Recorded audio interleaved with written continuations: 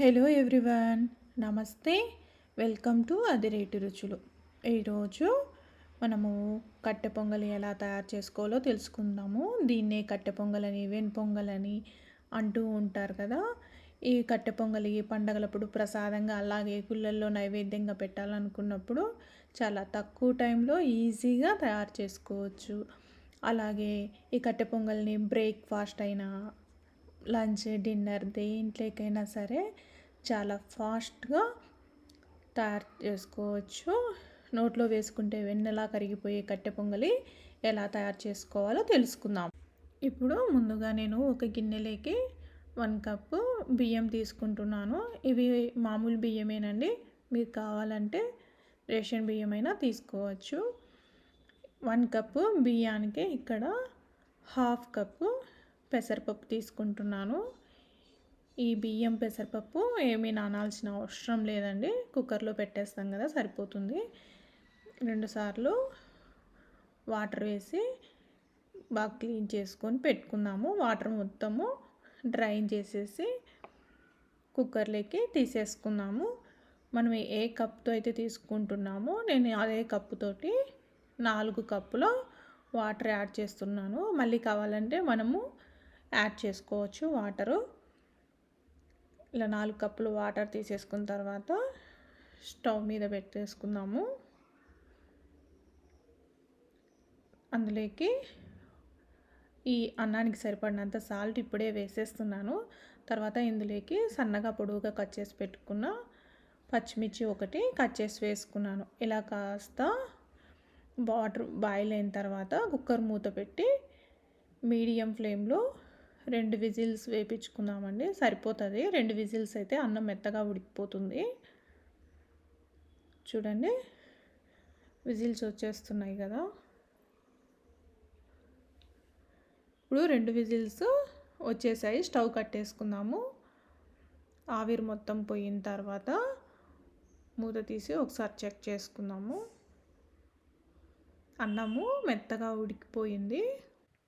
ఇప్పుడు అన్నాన్ని మొత్తము ఒకసారి గరిటెతోటి కలిపేసుకుందాము. ఇక్కడ అన్నం గట్టిగా ఉంది కదా, నేను మరొక పక్క ఏ గ్లాస్ అయితే తీసుకున్నానో అదే గ్లాస్ తోటి 1.5 గ్లాస్ వాటర్ బాయిల్ చేసుకొని ఇందులోకి అన్నంలోకి వేసేసుకుంటున్నాను.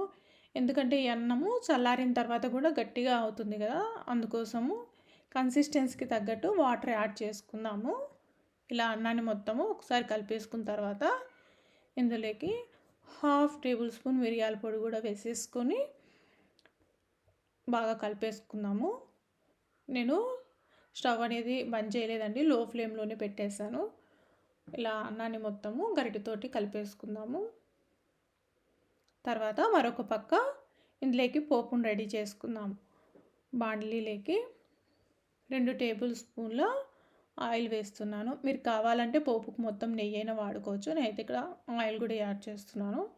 ఆయిల్ వేడెక్కిన తర్వాత 1 టేబుల్ స్పూన్ జీరా, 1/2 టేబుల్ స్పూన్ ఆవాలు, 1 టేబుల్ స్పూన్ మిరియాలు, వీటన్నిటిని వేయించుకొని ఇందులోకి 2 టేబుల్ స్పూన్ల జీడిపప్పులను కూడా వేసుకొని వేయించుకుందాము.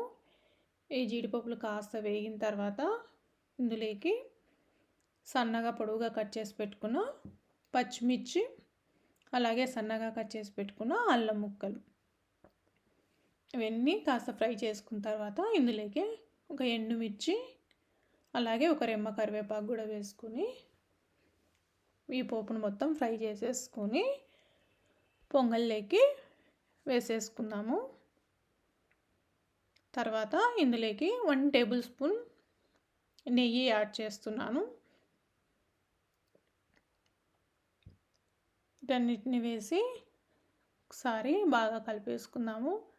అంతేనండి, చాలా ఈజీగా క్విక్గా చేసేసుకునే కట్టె పొంగలి రెడీ అయిపోయిందండి. ఈ కట్టె పొంగలి ప్రసాదంగా గుళ్ళో నైవేద్యంగా పెడుతూ ఉంటారు కదా, చాలా ఈజీగా చేసేసుకోవచ్చు. ఇది బ్రేక్ఫాస్ట్, లంచ్, డిన్నర్ దేంట్లోకైనా సరే చాలా హెల్తీగా కడుపు నిండా నోట్లో వెన్నలా కరిగిపోయే విధంగా చేసేసుకొని చాలా టేస్టీగా తినచ్చు. ఇందులోకి కొబ్బరి చట్నీ కానీ, అలాగే చట్నీ, అలాగే సాంబార్ చాలా టేస్టీగా ఉంటుంది. మీకు నా వీడియోస్ నచ్చినట్లయితే లైక్ చేయండి, షేర్ చేయండి, అలాగే కామెంట్ చేయండి. మరిన్ని రెసిపీస్ కోసం నా ఛానల్ని సబ్స్క్రైబ్ చేసుకోండి. Thank you everyone.